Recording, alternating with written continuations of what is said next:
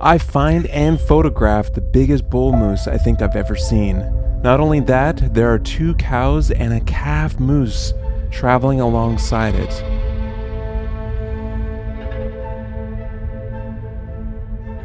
So sit back and enjoy this adventure, because I got some great shots to show you just like these.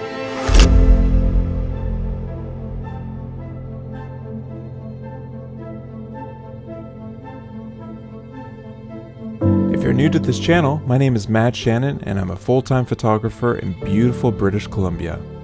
Over the next few weeks, I will be sharing content from my exciting trips through the Teton Mountains, Yellowstone National Park, East Coast of Canada, and everywhere in between. Subscribe if you want to see more content like this. Oh, she's a beauty. So there's a cow moose right down here. It's just eating a whole bunch of shrubs. And then the bull moose, he came over here, was rubbing up against a whole bunch of bushes, and then went over to the evergreens, and then made it through the swamp, through the water there, which isn't actually that deep. And now it's over in these trees over here. At least I think it actually moves quite fast at a steady pace. Those long legs made it all the way around over there within like 10 minutes. But yeah, I'm shooting with the 500, and I'm not using a teleconverter on here because it's not the best lighting. We've got some rain clouds. You can see the mountains are covered with clouds right now. But the color is really, really nice, and seeing some of the environmental area is pretty cool with the moose. The big bull moose was pretty awesome. Where am I? I am at Blacktail Ponds Overlook, and that is in the Grand Teton National Park, more or less on the south side of it. And this is in late September, kind of on a mid-morning, and it's cool and quite wet. So we got some snow kind of up in the top tips of the mountains, and a lot of great color.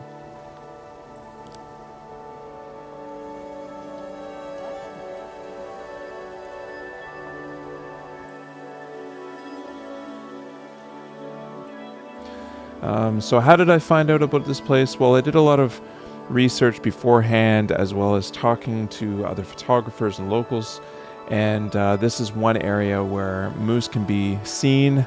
The vegetation is right up their alley. It's a little swampy in that area, a lot of food sources, and it's kind of down in a little valley, which might be a bit more protected from all of the tourists and cars and traffic and that sort of thing. So it was very exciting to see some moose, but to get at eye level was going to be tricky because there are paths down in through this valley area, but the bushes are so tall that you would risk maybe coming face to face with either one or two of the cow moose or the bull.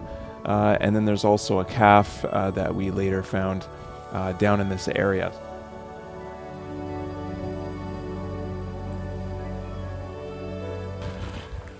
So there is 3 female moose.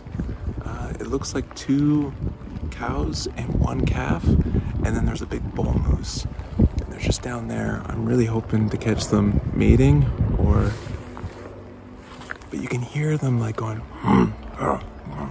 making all their different sounds, and it's pretty amazing. This is sometimes a little too long at times because they get really close, and the only way to stay safe is by standing up here and photographing down, because they have trails that run right along this this valley. So I'm just gonna stay up here and get what I get, because it's best to be safe during this time, because I don't want to get trampled by a moose. People way out there fishing. Now, just after I was done recording that, 2 people went with their fishing rods down along the trail over to go fishing right next to where the moose were. I don't think they had any idea what was there in the bushes, but if you took a look at who was spotting and photographing up on the hill, you'd probably be able to put two and two together.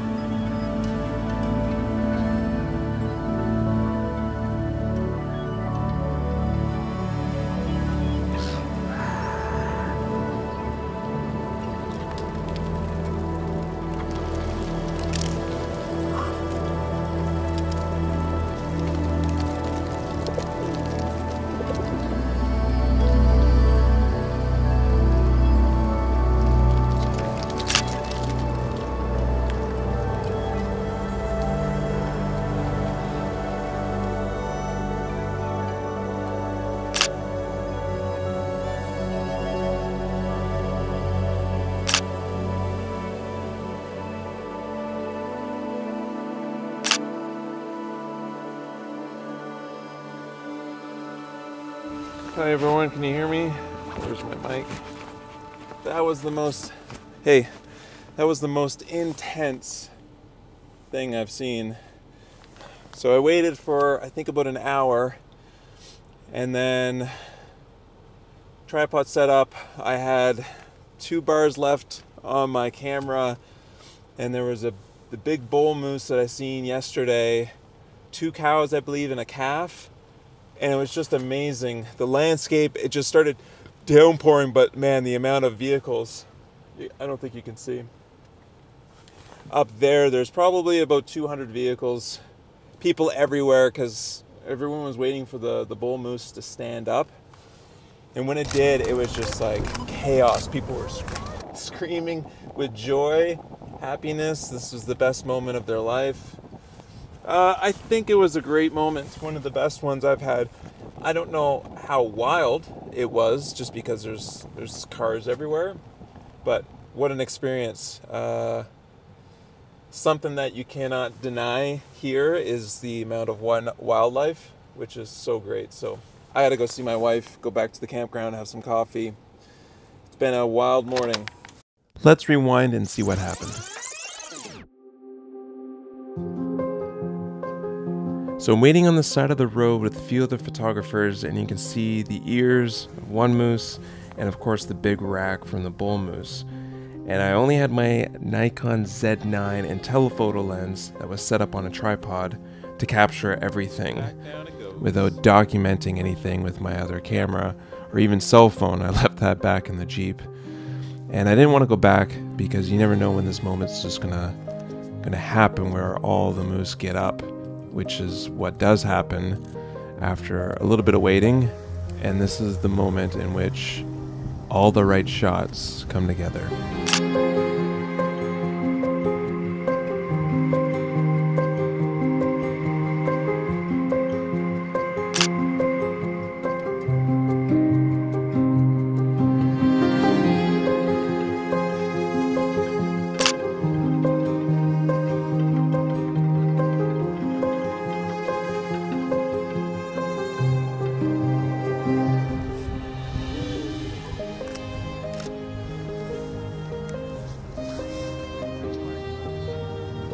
There's 3, isn't there? I don't know. To the far right, oh, maybe that's just 1. Yeah, okay, never mind. I'm just getting excited. So of course we thought there was 2 cows and a bull moose out there, but there was a 4th moose that later stood up as this male started walking over to where the other 2 cows are.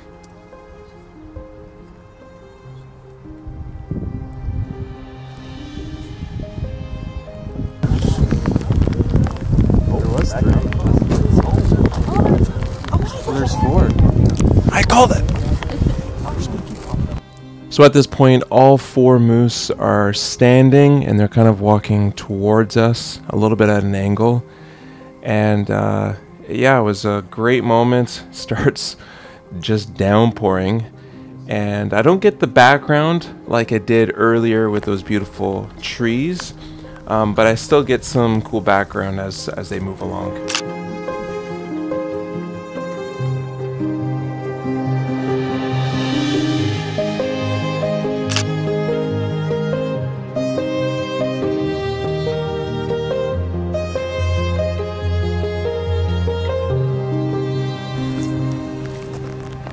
Now it looks like we're close, but I'm using a long telephoto lens, and since I'm shooting at like 6K or 8K raw, I'm actually kind of cropped in, zoomed into this moose. So it is important to know how close you can be to wildlife.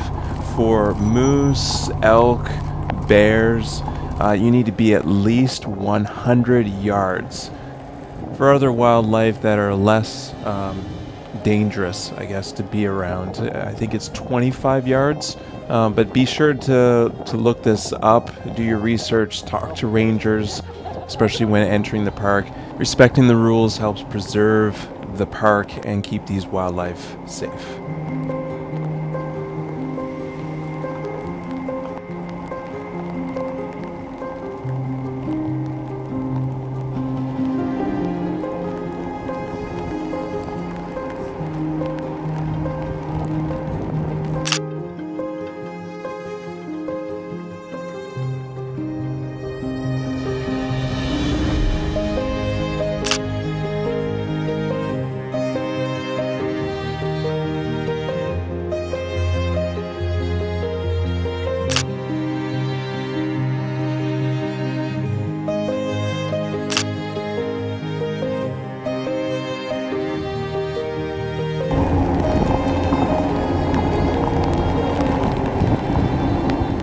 So it's raining quite a bit now, and a lot of people have left who are taking photos.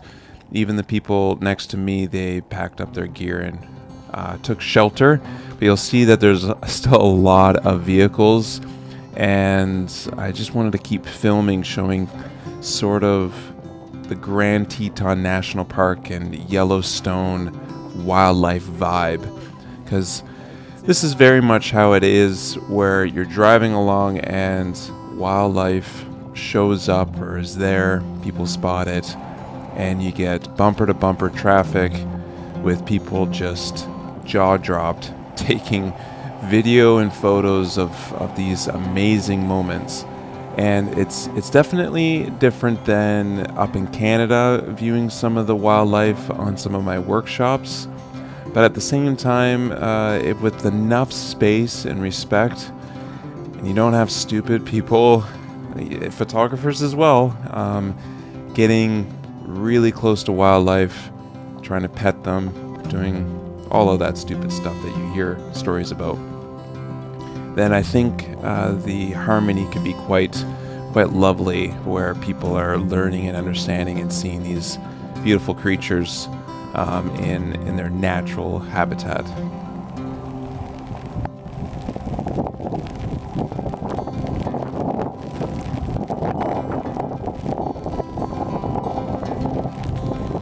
So you notice after a bit that these 4 moose are starting to get a little bit frantic, and they kind of keep approaching the vehicles. And I didn't see anyone like handing out any food. People are just parked and taking photos from their vehicles. But the moose want to cross the road.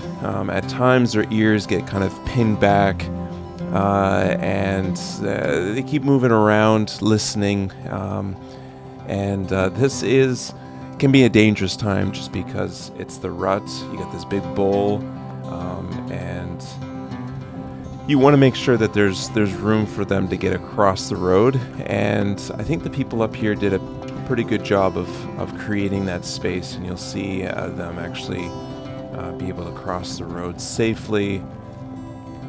Yeah, there goes the big bowl there, and the rest of them kind of follow. Let me know down in the comments if this is something you've ever experienced and have seen in Yellowstone in the Grand Teton Mountains. So I guess off in the woods right now is where they ended up going. So they headed way off that way. But it's just really pouring down rain. I mean, I want to get them in the woods. Eye level would be so awesome. Just not sure if now is a good time to do it. Well, we found the moose again. This time they're way out in this field. We're kind of up on a little viewing area, but I might head down a little bit just so I can see them a little bit more at kind of eye level. So they traveled, a a few miles, like a good 5-6 kilometers, maybe even more, just to get over to this area. And we're camped over by those little hills over there. So who knows, maybe they'll come all the way over to our campground, which our campground is known for our seeing moose. The weather is pretty crappy, but the cool thing is, with so much rain, is the coat gets wet. You get some drips from the mouth, and they're licking a little bit more. What's really neat is that I think I got a shot of the bull moose when it yawns, tilting its head back up, its rack going back. But yeah, I'm gonna go down a little bit further, take some photos, some video, and then we'll see. Might carry on. Good day today. If you like this episode, wait until you see my next video where I show you everything that happened in one day in this beautiful, stunning park.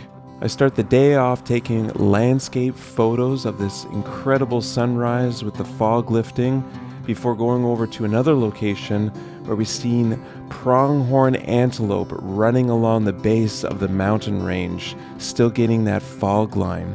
Later on, we see an elk bugling to its other herd. And then to top things off, during sunset, we watched, filmed, and photographed this beautiful grizzly bear all the way up until the sunset. So if you like this video, please give me a thumbs up, subscribe if you want to watch some more, and I'll see you on the next episode.